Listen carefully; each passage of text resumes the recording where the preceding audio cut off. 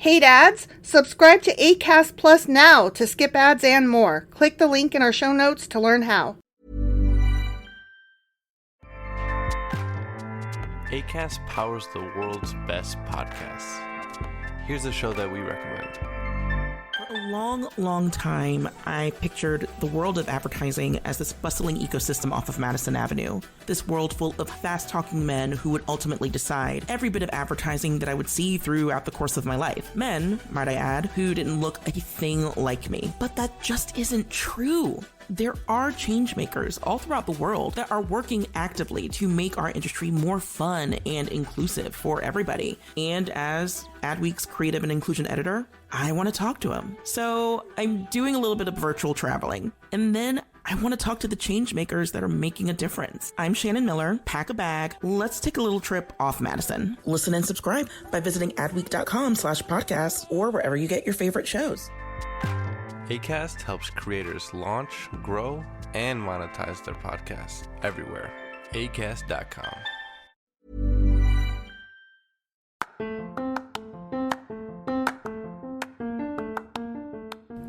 Welcome to Sacrilegious Discourse. I'm husband. And I'm wife. Together, we're reading the Bible for the very first time. We grew up without religion and wanted to know what all the fuss was about. Well, what have we learned so far? That God is a dick, and apparently some people believe in talking donkeys? We're not trying to pass ourselves off as experts. Nope, we're just reading the Bible for the first time and giving our first take reaction. If you'd like to join us in this venture, you might consider starting at episode 1. Otherwise, jump in wherever you like. All right, let's go read the Bible. Yeah, let's get to it. Husband. Wife. Do you remember what happened yesterday, by which I mean a couple minutes ago because we're recording these back to back? They're coming back from exile. They are. Yeah. They're coming out of fucking Babylon. We had a few seconds of story at the beginning of last week. Mm-hmm. That's giving me hope. I mean, yesterday, not last week. Yeah, well, yeah, that's what I meant, yesterday. Yeah. Sorry. Yeah. But it's giving me hope. I'm like, we're almost there. Maybe there's some more story like in this one. Maybe they intermix it. Maybe there's some better stuff. Yeah. I'm hopeful. I'm hopeful too. I'm being hopeful here. Well, let's go see what's going to happen. All right. So yesterday we did 1 Chronicles chapter 9 and today we're jumping into 1 Chronicles chapter 10. Let's go do this. Okie dokie.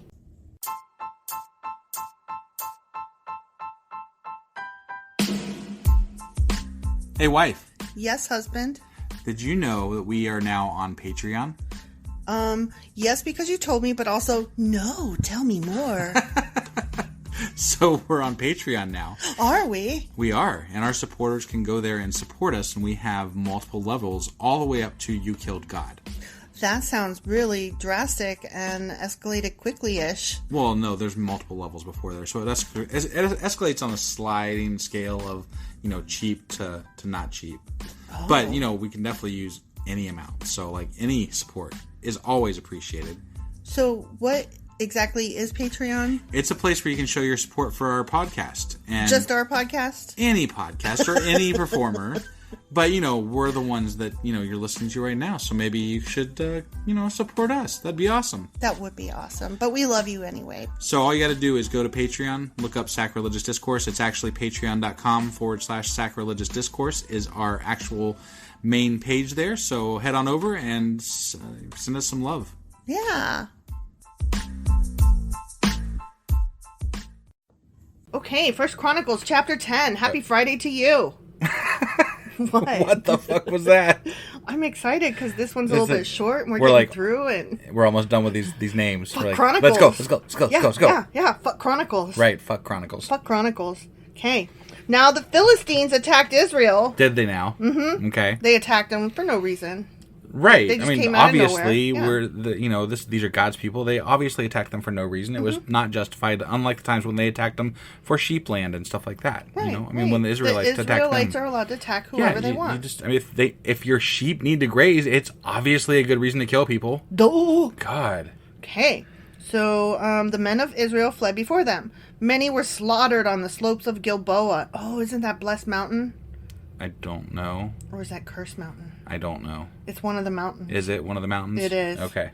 The Philistines closed in on Saul and his sons. Remember Saul? Oh, this is back. Okay, where was Saul? Yeah. Yeah. And they killed 3 of his sons, Jonathan, Abinadab, and Malchishua. I do kind of remember this, yes. Mm-hmm. The fighting grew very fierce around Saul, and the Philistine archers caught up with him and wounded him. Okay. Wait, they wounded him. So, wait, this is where the guy was... Isn't this where the guy was in the field with him and then he came... This is one of the contradictions that I couldn't get to. Right, that I read about. Right, but so I couldn't say. The guy came... Just to reiterate, I think the guy came back with the dude's head, right? And was like, hey, they killed him in battle, right? Yeah. And then they killed him. Pretty sure that for, was Saul. Having killed him or whatever. Yeah. They killed the messenger. head bearer. Yeah. Right. Yeah.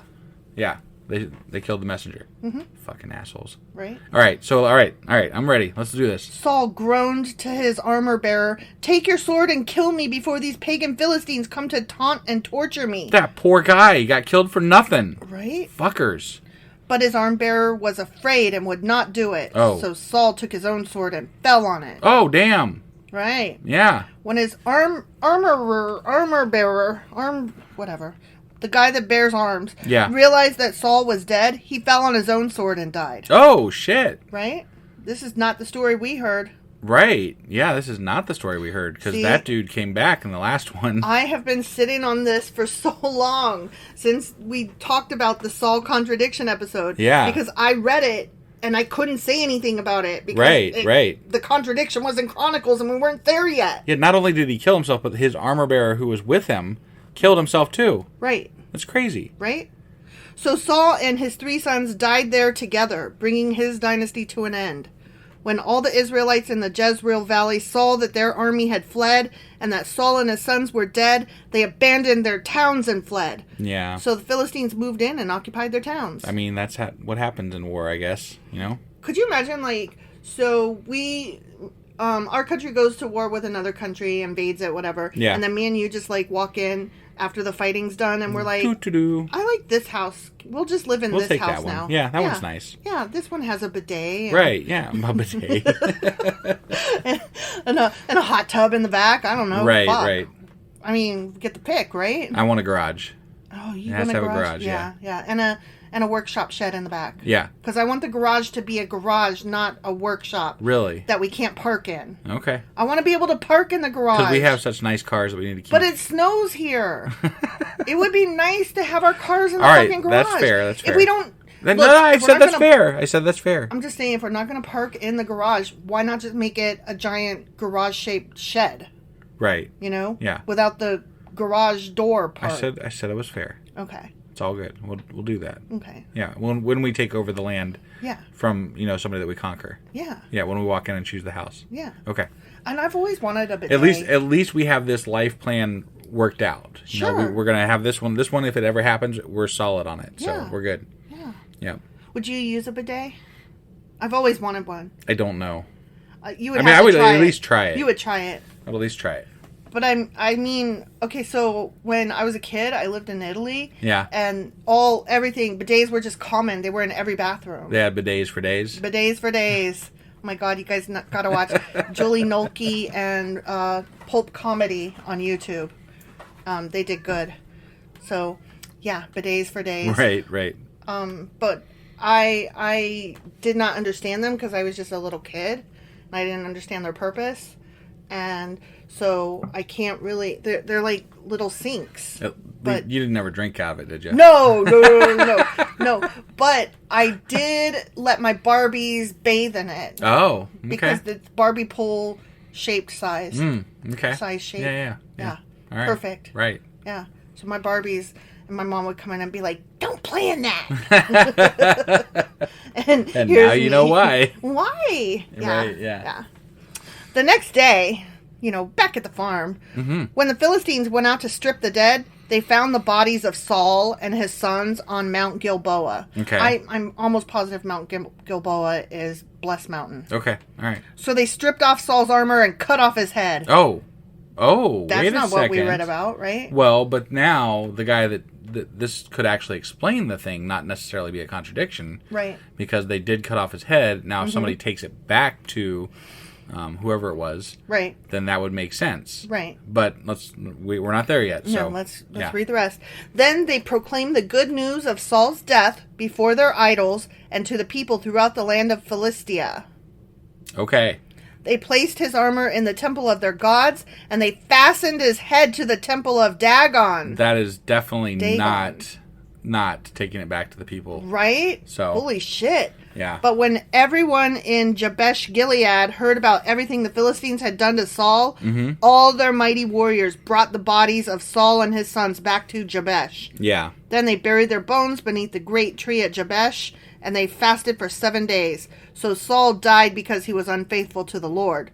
Not because, because he was killed in battle. Right. Right, yeah. He failed to obey the Lord's command, and he even consulted a medium instead of asking the Lord for guidance. I mean, he was kind of a dick. He kept trying to kill David and stuff, Yeah. But at the same time, God liked him at one point, too. And then he kind of went crazy, and I feel like that was God's fault. Yeah. If there was a God, Yeah. I'm just saying. Yeah, I agree. God could have stopped all that from happening. He could have. So the Lord killed him and turned the kingdom over to David, son of Jesse. The end. Oh, that was it? Yep. Well, that was story. That was story. That was story, damn it. We're almost through this. I think we're yeah. Well, like, we're reading shit. The names? This is, I don't know. I thought it went to like the 11th chapter. Yeah, that's what I thought. But now maybe this is like a respite, and then we got one more, and then 11. I don't know. I don't know how to take this, but I enjoyed it. If you didn't skip this one, be glad you didn't skip it because there's story, right? It was a great way to end the week. Yeah, no, I mean, like, you couldn't ask for a better way to end the week. After all those fucking names. It was like, it's Friday, have a short chapter, and have some story. And it's got some substance. Yeah. And we even had a contradiction that we caught it in the middle of it. Right? Like, it doesn't get any better than that. We had coffee even. We did have coffee. Yeah. This was the best episode ever. It was a great episode. I don't know how you guys feel about it, but we loved it. I kind of wish I could go back and, like, be funnier. And like, right, because like I didn't know. We were kind of sunken beforehand, like thinking names, right? Yeah. And like, now, I didn't know to be better on my game. Right. We didn't know we had to be on the ball. Yeah. Shit. Which, you know what? We should always be on the ball. That's on us. We should always be on the, yeah. That's on us, husband. That is on us, yeah. Definitely. Hey, we'll do better next time, you guys. Well, I mean, I think it was all right. It was all right. We did okay. Right, but even with names, we should always be on our game. I mean, it's hard. It is hard. It's really hard. It's really hard, you guys. Yeah. So, anyway, that was 1 Chronicles chapter 10.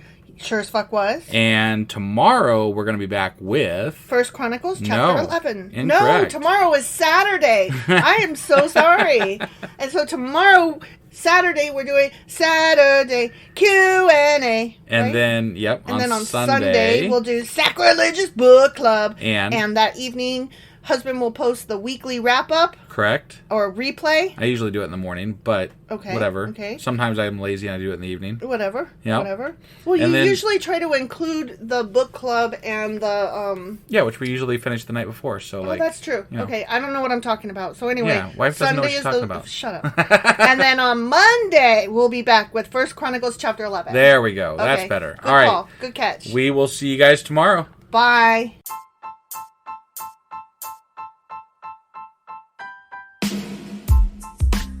Hey, wife, I guess that's the end? But husband, that's just sad. It doesn't have to be. We are on lots of social media platforms like Twitter. Our handle there is sacrilegious_D. For D's nuts. Oh my God. Stop doing that. Anyway, we're also on Facebook, Instagram, and Pinterest. There's a link to all of our social media sites at our website. Ooh, we have a website? Yeah, it's sacrilegiousdiscourse.com, where you can also find a link to our merch shop. We have a merch shop? Yep. We have podcast-themed clothing, mugs, notebooks, and more, as well as an atheist and science-themed products. Wow, our fans should really go check that out right now. Definitely. They can get in touch with us by sending an email to sacrilegiousdiscourse@gmail.com. But before they do that, we could really use some help. Oh yeah? With what? Well, it's not free running the podcast, and we need some financial support in order to get better equipment, which will free up time so we can concentrate on our podcast and our fans. Okay, so what should they do? Head over to patreon.com/sacrilegiousdiscourse and sign up as a contributor on our podcast. Supporters there receive additional bi-weekly episodes that we record just for our Patreon members for as little as $2 a month. Also, we'd really appreciate it if you would like and subscribe on whatever platform you're using. And Apple Podcast reviews help us out tremendously. Like and subscribe. Leave an Apple review. Join us on Twitter. Support us on Patreon. That's a lot of instructions. Don't forget to say thanks. Thanks. Okay, bye.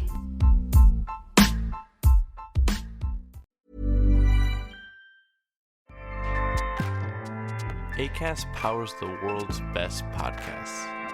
Here's a show that we recommend.